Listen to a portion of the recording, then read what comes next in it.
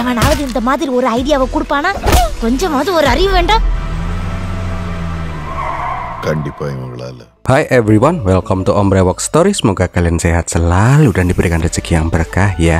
Kali ini Om akan membahas alur cerita film action komedi satir India Selatan yang berjudul Dokter keluaran tahun 2021. Film ini mengisahkan dokter jenius yang memiliki sejuta rencana untuk menguak penculikan internasional yang menculik keponakan pacarnya. Salah satu caranya menculik anak dari inspektur polisi juga. Mau tahu nggak keseruan film ini? Nggak usah pakai lama deh, bumper Om Brewok Story.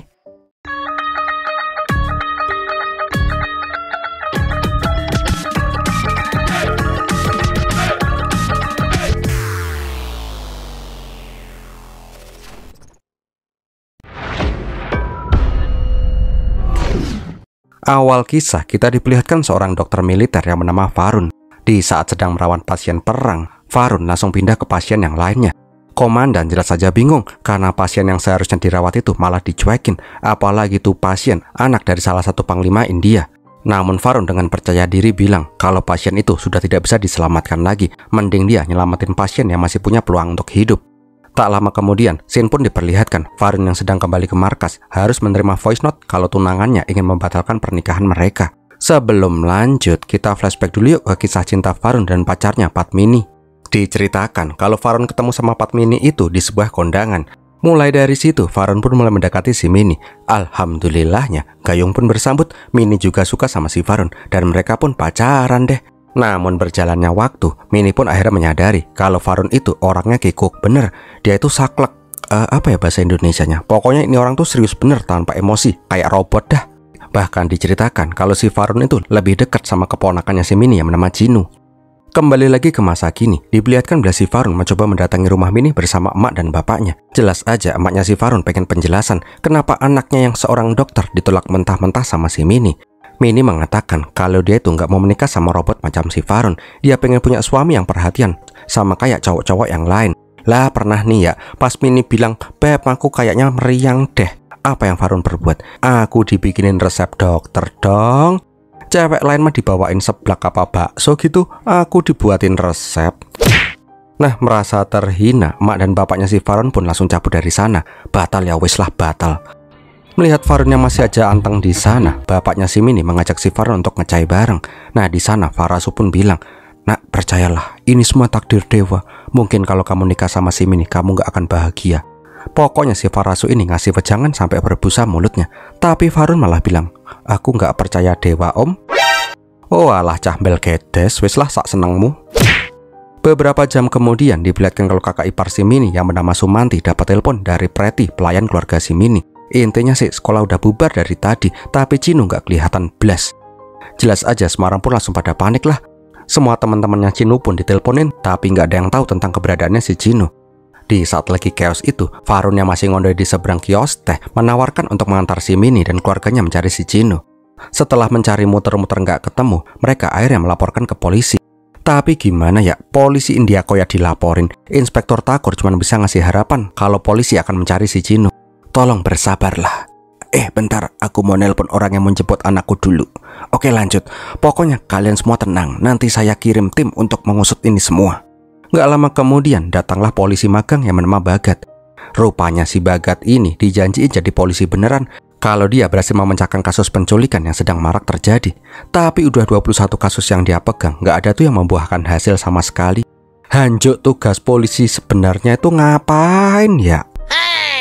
Singkat cerita, Bagat pun langsung memasang alat pelacak buat jaga-jaga kalau penculik menelpon dan meminta uang tebusan.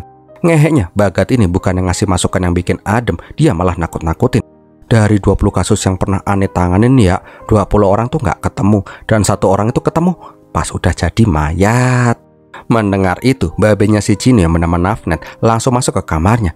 Tolongin itu, tolongin. Jangan-jangan dia bunuh diri. Dan pas itu pintu didobrak, beneran Nanfit udah mau gelantungan di kipas angin. Ndak yo kuat tuh kipas anginnya, bos. Setelah Nanfit agak tenang, Bagat pun kembali ngeciwis. Udah pasrah aja, bos. Kalau keluarga kalian bukan keluarga orang-orang penting, jangan harap polisi akan turun tangan membantu kalian. Kalau anak kepala inspektur yang diculik, nah baru deh polisi akan bergerak. Kalau kalian mau mencari si Cino, kalian harus melakukannya sendiri. Merasa benar apa yang dibilang sama si Bagat, keluarga Cinu pun mencoba segala cara agar bisa menemukan keberadaan si Cinu. Tapi setelah berusaha selama beberapa hari, hasilnya pun tetap aja nihil. Karena udah nggak punya cara lain, akhirnya Varun pun menemui mantan komandannya yang bernama James. Setelah menjelaskan semuanya, James mengira kalau si Varun itu mau minta bantuan mencari si Cinu. Tapi enggak, ternyata si Varun ini malah punya rencana lain. Dia pengen menculik putri kepala inspektur. Lah, di rumah Preti pun malah nyap-nyap lah. Ilah edan itu orang, bukan hanya nyelamatin si Cinu, malah mau nyulik anak orang. Dasar itu orang emang payah. Mas Varun, idemu tuh top markotop. Nah, di sana Varun pun bilang ke Mini kalau ternyata rencananya berhasil menyelamatkan si Cinu itu bukan karena si Varun ingin menikahi si Mini lagi, tapi karena dia itu emang peduli sama si Cinu. Setelah itu Varun pun melakukan brainstorming ke keluarganya si Mini. Aksi mereka itu akan sangat berisiko, bahkan taruhannya nyawa. Kalau mereka nggak mantep, mending nggak usah sekalian. Nah, pas menjelaskan rencananya itu, Mini tiba-tiba menyela. Alhasil dia pun disuruh keluar. Pak Varun, aku akan mempertaruhkan hidupku, yakinlah sumpah. Karena peres nggak ngotak itulah, si Preti pun juga disuruh keluar dong. Singkat cerita, keesokan harinya, Varun pun menyamar pakai burka. Dia pun menyewa preman lokal untuk menyamar jadi pemain kriket terkenal. Singkat katanya, Varun pun berpura-pura megang kamera. Dan dia pun bilang kalau tuh orang nggak jelas adalah pemain kriket yang bernama Doni. Ya, semua orang pun langsung meminta tanda tangan lah.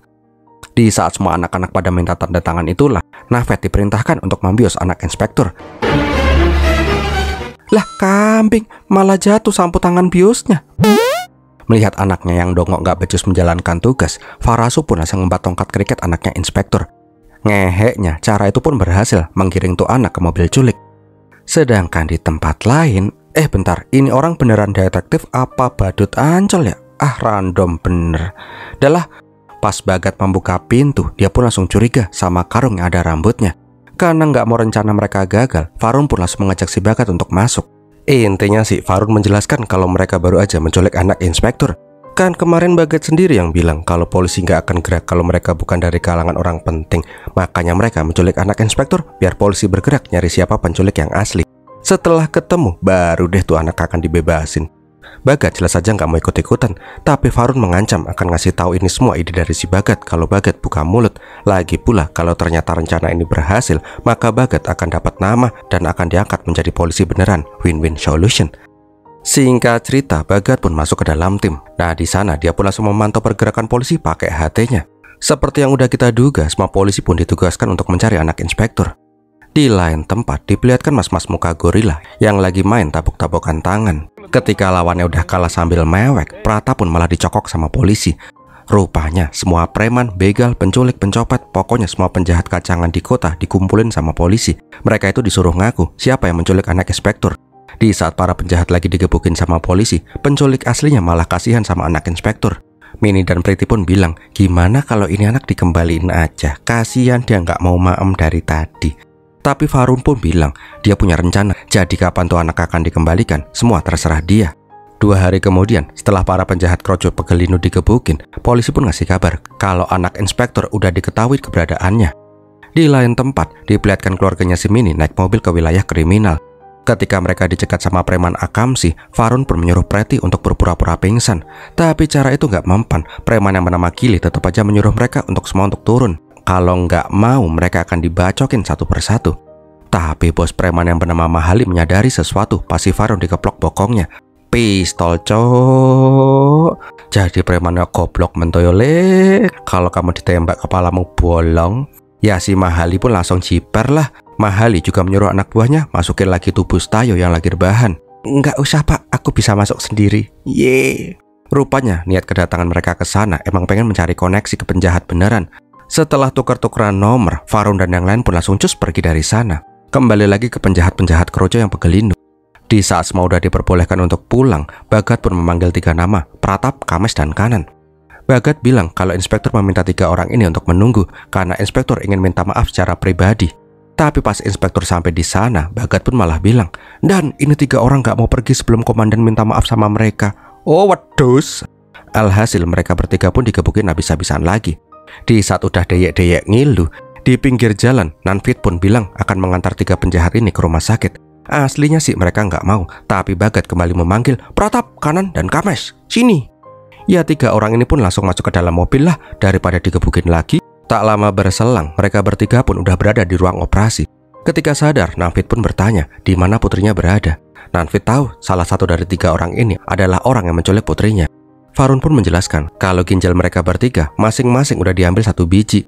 Kalau mereka nggak mau bekerja sama, maka itu ginjal nggak akan kembali ke tubuh mereka. Ngeheknya si Kanan malah lega. Untung ya bro, bukan dompet sama HP kita yang disita. Oh botak, ente nggak tahu fungsi ginjal apa? Kita ini pemabuk, 10 ginjal aja nggak akan cukup. Gimana kita bisa hidup kalau cuma punya 1 ginjal? Oh. Setelah buntet sana sini, akhirnya Kames pun mengaku kalau dialah yang menculik si Cino. Tapi Kames bilang dia nggak tahu ke siapa dia menjual si Cino. Biasanya dia cuma ditelepon kalau ada pesanan barang. Di saat lagi bingung itu, Prata pun malah nyeletuk. Dasar amatir, bilang aja kalau ente punya barang baru. Pasti mereka nggak akan bisa nolak untuk ketemuan. Singkat cerita, Kames pun langsung bilang ke pengepul kalau dia punya barang baru. Gadis cantik, mulus, imut-imut parah. Kambingnya, karena ini adalah ide dari si Pratap, maka si Pratap harus kejebak sama keluarganya si Mini sampai si Cino ketemu. Karena nggak punya pilihan lain, ya udah deh Pratap pun bersedia. Yang penting ginjalnya bisa dikembaliin. Pertama-tama mereka harus menyediakan gadis yang disuruh berpura-pura diculik. Oh wedus, amit-amit cabang bayi. Ya ampun, ini film ini budget atau gimana ya. Tapi mbok ya jangan om-om berkumis yang jadi gadis imut-imut. Perih ini mata. Dalah intinya Farun ngajarin cara untuk melumpuhkan pengepul penculik. Jelep, jus. Ingat ya, jelep, jus. Ulangin. Jelep, jus. Jelep, jus. Jelep, jus. Yakin lainnya orang kebanyakan makan kecubung apa ya? Singkat cerita, transaksi pun dilakukan. Pas membuka bagasi, Bagat pun langsung jelep, cerot. Lah, jarumnya kok malah copot. Untungnya Kames lebih pintar daripada si Bagat yang blow on. Singkat katanya, ini mas-mas pun diancam kayak 3 serangkai tadi. Tapi dia bilang dia cuma sopir. Dan skenario seperti tadi pun terulang kembali. Ayo ngaku di mana si Cino? Tak keplak pakai kepang lagi lo ya. Tapi sama seperti yang lain, Mas Gondrong juga nggak tahu cara untuk menghubungi broker penculik. Di saat mereka butuh, mereka akan menghubungi. Yang Mas Brondong tahu, mereka adalah saudara kembar botak yang sangat kejam. Beberapa hari kemudian di rumah sakit, Mas Brondong pun ditelepon sama broker. Setelah mendapatkan informasi itu, malam harinya Mas Brondong pun membawa koper yang berisi anak yang diculik. Ceritanya sih gitu. Tapi di tengah jalan, Nanfit dan si Mini sengaja nabrakin tuh koper. Mereka pun bersikukuh membuka tuh koper, kalau nggak mereka akan lapor polisi. Karena hal itulah, penculik yang asli pun mengalah dan membiarkan tuh koper dibawa sama si Mini dan si Nanfit. Alhasil jebakan Batman pun diambil sama si kembar penculik Malvin dan si Alvin. Nggak cuman itu, di gerbong subway udah standby Farun CS. Rupanya masinis kereta juga bekerja sama dengan mereka. Di saat masuk ke terowongan, semua lampu pun sengaja dimatiin. Alhasil 2 botak ini pun kelimpungan. Tapi walaupun mereka buta nggak bisa ngeliat, kalau lawannya keluarga amatir nggak jelas kayak gini, ya 2 botak tetap aja bisa menang lah. Udahlah, lihat sendiri aja.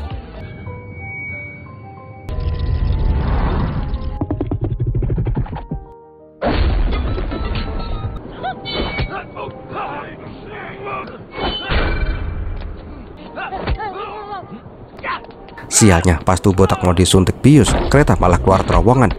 Aduh biji, Dragon Ball-nya remek itu pasti.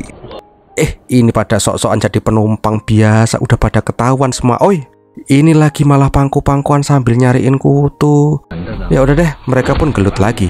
Serah, kambing, kepidak. Aduh, malah keinjek-injek.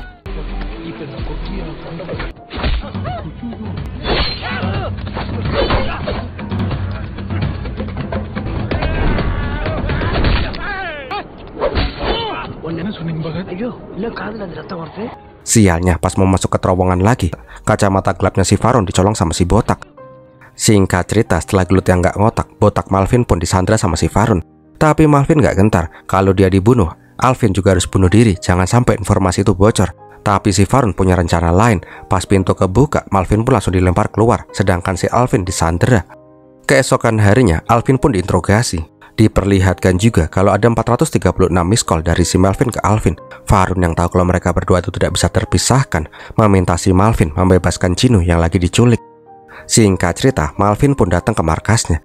Dia pun menyuruh Farun untuk memilih mana yang bernama Cino. Tapi pas menemukan si Cino, Farun malah pengen semua anak dibebaskan. Jelas aja keluarganya si Mini gak habis pikir lah. Ngapain mikirin anak orang lain? Lebih penting Cino, anak lain mah bodo amat. Tapi si Farun gak peduli, dia pengen semua anak dibebasin. Alvin Malvin bilang kalau itu gak mungkin, mereka itu cuman pion. bos mereka pasti akan memburu si Varun kalau hal itu sampai terjadi. Satu-satunya cara kalau si Varun mau membebaskan semua anak itu, yaitu si Varun harus pergi ke goa dan membebaskannya sendiri. Di saat keluarga Mini pada marah, Varun pun bilang, kalau kalian semua masih egois dan hanya pengen membebaskan si Chino aja, solusinya tinggal satu, tembak aku sekarang juga. Setelah itu silahkan lakukan yang kalian mau. Ngeheknya, Preti malah ngambil tuh pistol. Dia sih yakin kalau tuh pistol kosong. Ya udah deh, daripada nggak bisa membebaskan si Chino, aku ikutan ke goa juga deh. Kambing, pistol beneran. Ketika semua udah pada setuju, mereka pun mendatangi Mahalini karena mereka kekurangan orang. Varun pun ngibul kalau mereka semua itu cuma penjahat yang berpura-pura jadi keluarga. Mereka akan melakukan penculikan terbesar di goa dan akan membagi hasil uang tebusannya. Awalnya sih Mahalini nggak percaya, tapi pas melihat Sumanti, ini Pak D malah naksir sama si Sumanti. Ya udah deh, Mahali pun langsung ikutan join mabar. Tak lama berselang, mereka semua pun telah sampai di goa. Di saat lagi makan siang di sebuah resort mewah, Varun pun menelpon dan mengirim gambar orang yang jangan sampai mereka temui. Tapi pas melihat tuh foto, orangnya malah menyapa mereka semua. Mana orangnya baik, ganteng, tinggi, keren bener dah. Bodoh lah, mending lanjut makan.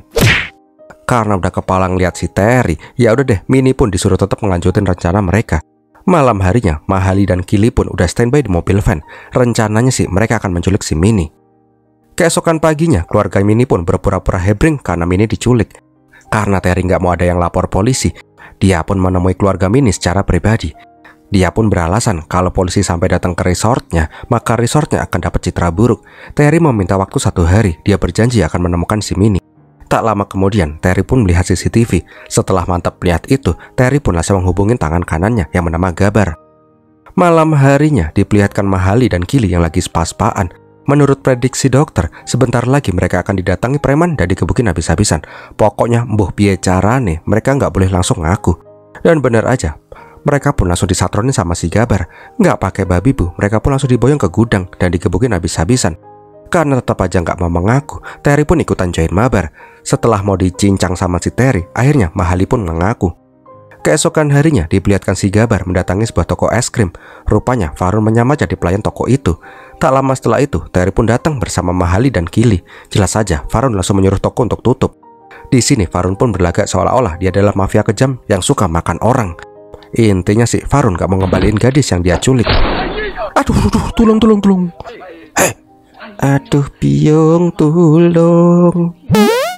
Gak cuma menembak si Kili, Varun juga nunjukin senjata-senjatanya biar lebih meyakinkan. Karena sama-sama saling pamer kekuatan, Terry pun memberikan kesepakatan. Bebaskan gadis yang diculik sama si Varun, dan Terry akan nuker sama gadis lain. Si Varun ini disuruh tinggal milih. Setelah sepakat, Varun pun diajak ke markas rahasianya si Terry.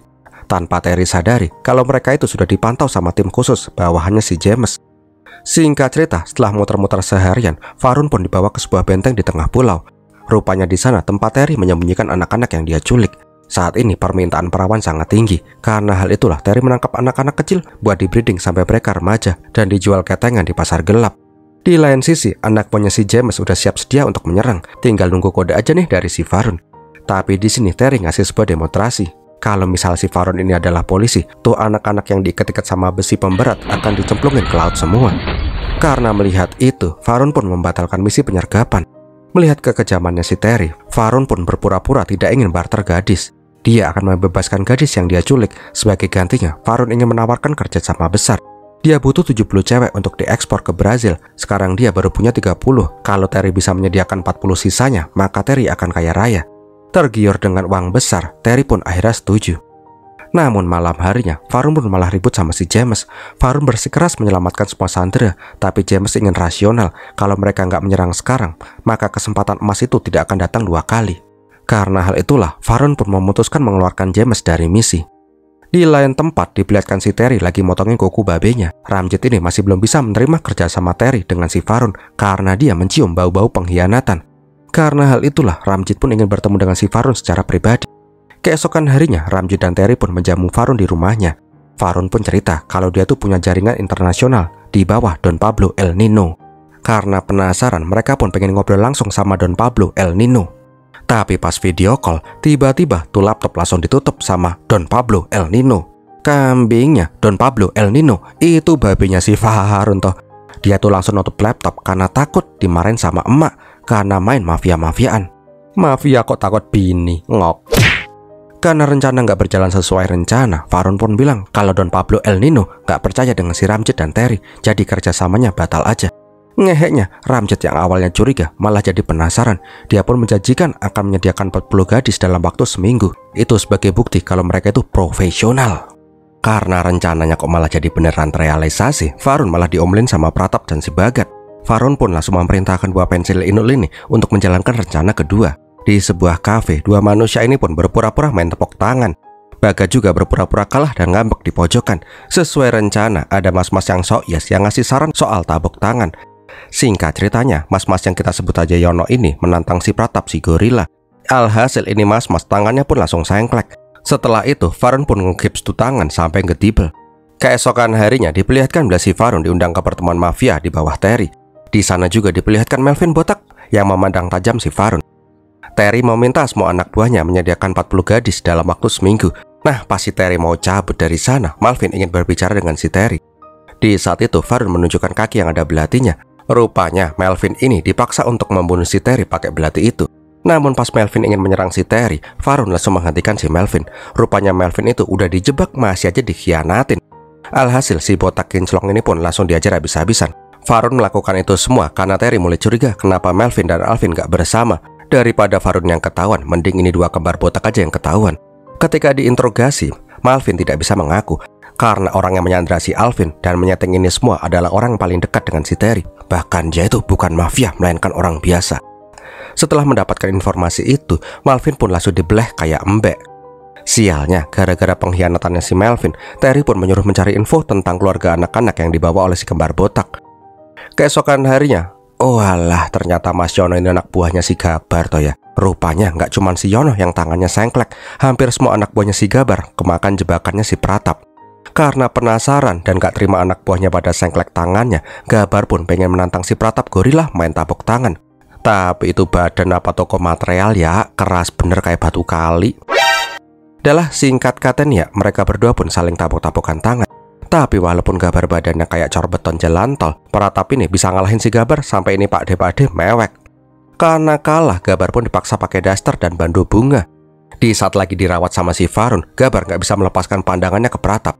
Hal itu pun dimanfaatkan oleh si Varun untuk memotong jempolnya si Gabar.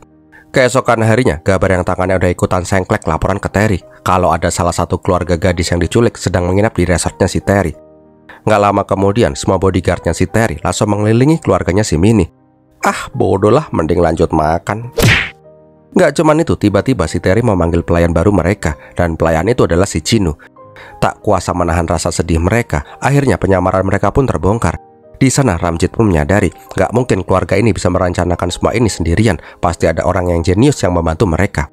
Siang harinya, Varun CS pun diundang makan siang di vilanya si Terry, tapi mereka langsung kicep ketika yang menjadi pelayan itu adalah si Mini dan si Chinu. Nah, pas si Terry nabok si Mini, semua orang di sana pun tetap aja makan sop mereka. Varun pun bilang, secara psikologis, kalau ada cewek ditabok di depan mata, kalian tuh harus noleh. Kalau kalian terus makan, itu sangat mencurigakan. Noleh bentar, makan lagi. Melihat Varun yang masih aja tenang, Terry pun langsung nembakin si Chinu. Dan baru deh si Varun pun beraksi. Setelah itu, mereka semua pun langsung dibawa ke markas di tengah laut. Chinu juga meminta maaf karena telah membuat semua orang di sana susah gara-gara dia. Singkat ceritanya, semua orang pun diikat-ikat di tiang untuk dibakar hidup-hidup.